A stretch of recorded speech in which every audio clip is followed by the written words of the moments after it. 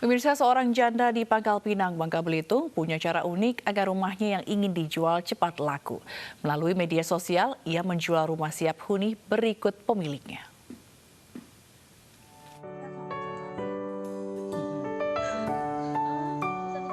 Meta Kanzul, janda berusia 30 tahun ini mendadak viral setelah mengunggah rumahnya yang akan dijual ke grup di media sosial. Unggahan itu viral lantaran dirinya menjual rumah sambil memposting data dirinya. Akibatnya wanita yang tinggal di Desa Air Mesu, Bangka Tengah, Provinsi Kepulauan Bangka Belitung ini banyak mendapat telepon, mulai dari yang sekedar menanyakan seputar jual beli rumah maupun bertanya tentang jodoh. Kriteria gitu kan, mau ta'aruf nggak mbak ya tujuan mau bilang gitu kan, ya apa kriterianya, ya aku jelasin apa kriteria itu aja sih, dari sih. Tapi kalau yang chatnya yang maksudnya yang nggak jelas, nggak aku gubris gitu.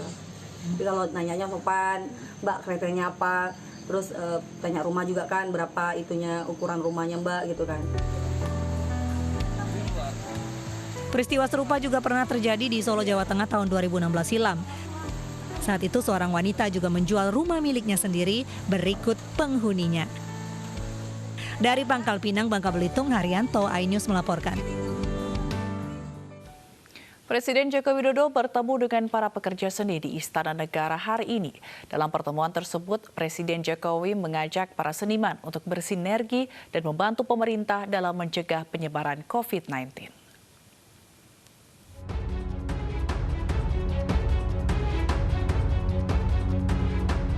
Sejumlah seniman tanah air hari ini berkunjung ke Istana Negara untuk memenuhi undangan Presiden Joko Widodo mengkampanyekan pentingnya penerapan protokol kesehatan di masa pandemi COVID-19. Seniman yang tampak hadir di Istana Negara diantaranya Raffi Ahmad, Andre Taulani, dan Ari Lasso. Mewakili para seniman, Butet Kertarajasa dan Lis Hartono alias Cak Lontong sepakat akan membantu pemerintah untuk menyampaikan pemikiran dan langkah strategi pemerintah dalam penanganan COVID-19 kepada masyarakat. Yang jelas, dari pertemuan yang bisa saling memberikan masukan, kita mendapatkan update bagaimana kondisi pandemi bukan hanya di negara kita, tapi juga di negara lain. Di sisi lain, dari sisi pemerintah juga mendapatkan masukan langsung dari pelaku-pelaku seni. Jadi harapannya nanti ke depan bisa melakukan sinergi yang tepat untuk memberikan guidance lah, terutama bagi kita sebagai pekerja seni bagaimana menghadapi ini, juga teman-teman yang terdampak. Usai pertemuan, Menteri Pariwisata dan Ekonomi Kreatif Wisnu Tama Kusubandio mengatakan para seniman bisa mensosialisasikan protokol kesehatan COVID-19 dengan cara yang kreatif agar bisa diterima masyarakat.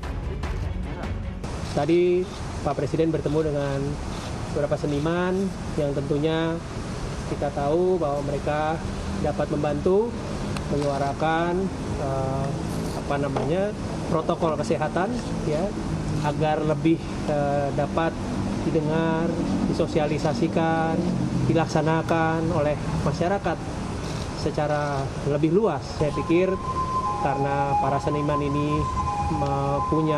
mempunyai komunitas tersendiri, mempunyai fans juga dan lain sebagainya, tentunya sangat dapat membantu menjelaskan atau mensosialisasikan protokol kesehatan ini, dan dengan caranya mereka mungkin lebih kreatif. Pertemuan yang berlangsung sejak pagi hingga sore tersebut berjalan tertutup. Dari Jakarta, tim liputan iNews melaporkan. Setelah kedapatan 41 orang yang dinyatakan positif corona, Pasar Cempaka Putih hari ini disemprot menggunakan cairan disinfektan. Aktivitas jual beli di pasar kini dihentikan selama 3 hari.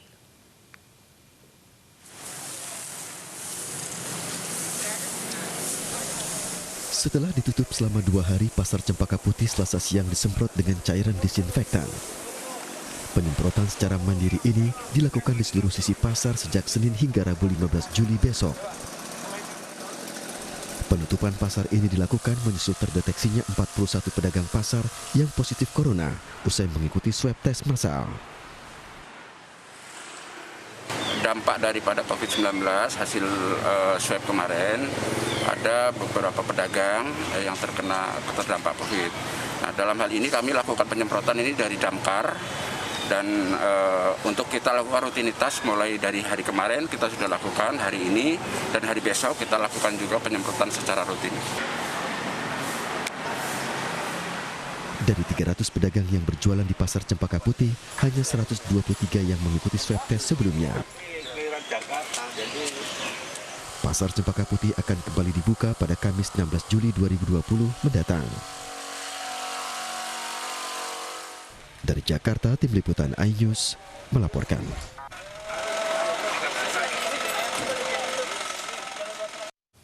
Jumlah pasien positif COVID-19 di Indonesia masih terus bertambah. Hari ini penambahan kasus positif mencapai 1.591, sehingga total menjadi 78.572 orang. Berdasarkan data yang dihimpun pemerintah hingga Selasa pukul 12 waktu Indonesia Barat, ada penambahan 1.591 kasus baru terkonfirmasi positif COVID-19.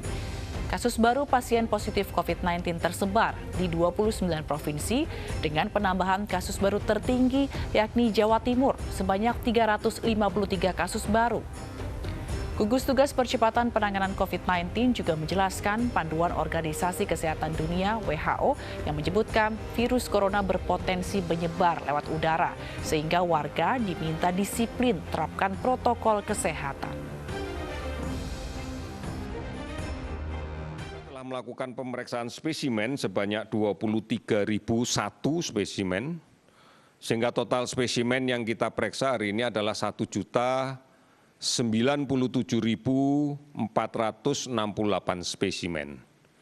Dari jumlah ini kita mendapatkan kasus terkonfirmasi positif sebanyak 1.591 orang, sehingga totalnya kita sekarang sudah mencapai 78.572 orang. Mari kita lihat sebaran kasus yang kita dapatkan pada hari ini, kasus terkonfirmasi. Yang pertama adalah Jawa Timur hari ini melaporkan 353 kasus baru dan 352 sembuh. Kemudian DKI Jakarta 268 kasus baru dengan 120 sembuh. Sulawesi Selatan 197 kasus baru dan 144 sembuh. Kalimantan Selatan 161 sembuh dan 161 kasus baru dan 54 sembuh. Sumatera Utara 130 kasus baru dengan 20 sembuh. Bali 101 kasus dengan 64 sembuh. Jawa Tengah 80 kasus baru 30 sembuh, Jawa Barat 74 kasus baru dan 28 sembuh. Demikian seterusnya hari ini ada 20 provinsi yang melaporkan kasus baru di bawah 10. Bahkan ada 5 provinsi yang hari ini melaporkan tidak ada penambahan kasus, diantaranya Kalimantan Barat, tidak ada kasus baru dan melaporkan 13 sembuh. Kemudian Kalimantan Utara, Lampung, Maluku, Nusa Tenggara Timur semuanya tidak ada laporan kasus baru. Total kasus sembuh yang kita dapatkan hari ini adalah 947 orang, sehingga kemudian sembuh menjadi 37.636 orang. Hari belakangan ini kembali muncul kekhawatiran masyarakat terkait sebaran penyakit COVID-19 yang bisa disebarkan melalui udara atau airborne. Perlu kita pahami bersama bahwa ilmu mengenai COVID-19 masih terus berkembang. Berbagai penelitian masih terus-menerus dilakukan. Dan pengetahuan kita tentang penyakit yang sangat baru ini akan terus selalu berubah, berkembang sesuai penemuan dan penelitian terbaru yang dilakukan oleh para ilmuwan dan peneliti. Perkembangan pengetahuan tentang virus SARS-CoV-2 penyebab COVID-19 begitu cepat. Menurut Badan Kesehatan Dunia (WHO), setiap hari ratusan bahkan ribuan jurnal yang memberikan pandangan baru tentang virus ini, penyebarannya, pengobatannya, dan tentunya percobaan penemuan vaksinnya. Saudara-saudari, dalam rangka mencegah tertular dan menulari COVID-19, kita harus benar-benar mengerti bagaimana kapan, dan dalam situasi apa saja penyebaran virus SARS-CoV-2 terjadi antar manusia. Dalam pernyataan resmi WHO pada tanggal 9 Juli 2020, diterangkan bahwa transmisi atau penularan SARS-CoV-2 terjadi terutama melalui percikan atau buliran air liur atau droplets, baik secara langsung, tidak langsung, ataupun kontak dekat. Pemirsa, Kementerian Kesehatan mengganti istilah PDP, ODP atau OTG yang digunakan dalam 4 bulan terakhir selama pandemi COVID-19. Selain mengganti, Kemenkes juga menambah sejumlah istilah baru. Tujuannya untuk mengurangi rasa takut masyarakat. Kita melakukan pemeriksaan spesimen sebanyak 22.307.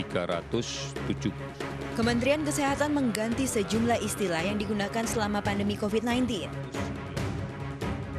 Digantinya jumlah istilah dengan menggunakan pendekatan medis dan mengurangi rasa takut masyarakat.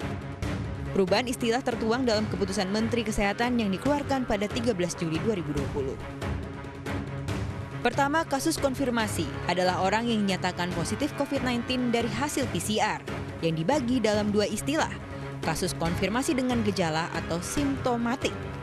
Lalu kasus konfirmasi tanpa gejala atau asimptomatik, sehingga istilah orang tanpa gejala atau OTG diganti dengan kasus konfirmasi tanpa gejala atau asimptomatik.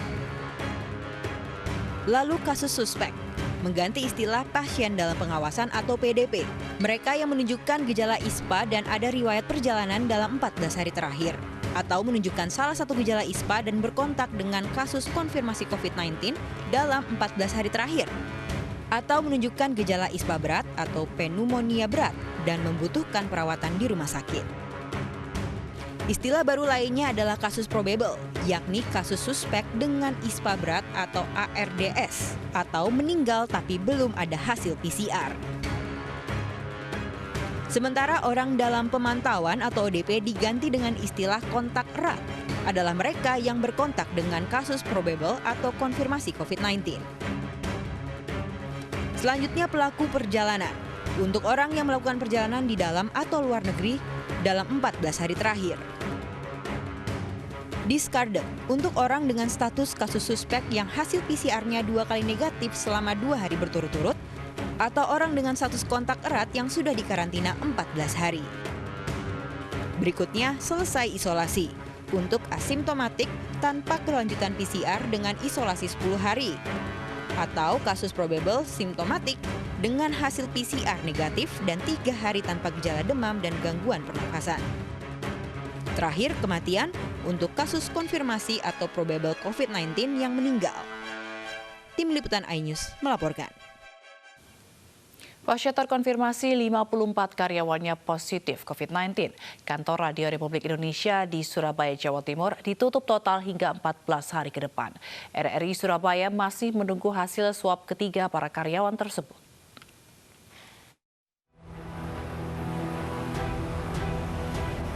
Usai terkonfirmasi 54 karyawannya positif COVID-19, Kantor RRI Surabaya tidak menjalankan aktivitas siaran.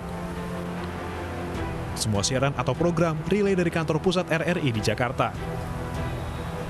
Penutupan total di kantor RRI Surabaya dilakukan hingga 14 hari ke depan sambil menunggu hasil swab ketiga untuk memastikan kembali kondisi karyawannya. Kami anjurkan untuk isolasi diri di rumah semuanya. Setelah swab pertama, kami sudah WFH-kan seluruh karyawan. Gitu. Hasil swab yang ketiga belum tahu Bu ya? Katanya baru setelah teman-teman. Katanya 2-3 hari. Mudah-mudahan tidak lama seperti yang swab pertama ya.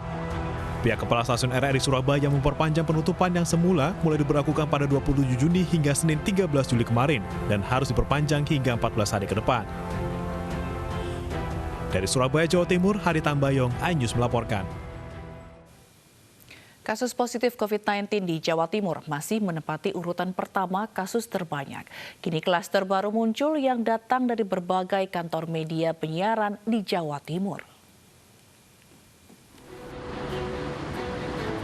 Jawa Timur memiliki klaster baru penyebaran COVID-19. 2 kantor media di Jawa Timur ditutup sementara, salah satunya stasiun TVRI Jawa Timur ditutup selama 15 hari setelah 2 karyawannya dinyatakan positif COVID-19 dan meninggal dunia. 1 orang di bidang administrasi dan seorang editor mengalami gejala sesak nafas sebelum meninggal. Kita termasuk bukan cuma di tempat kerja aja, dari aktivitas rumahnya, kemudian kegiatan yang lain itu kan harus di tracing. Dan karena domisilinya ada yang Surabaya, ada yang luar kota, nanti dikomunikasikan dengan teman dari Dinkes Kabupaten Kota yang terkait. Selama kantor TVRI Jawa Timur tidak beroperasi, penyemprotan disinfektan dilakukan untuk mensterilkan virus. Selain itu, tracing penyebaran juga dilakukan melalui rapid test orang-orang yang pernah berinteraksi dengan pasien positif dan meninggal. Dari Surabaya, Jawa Timur, Rahmat Ilyasan, iNews melaporkan.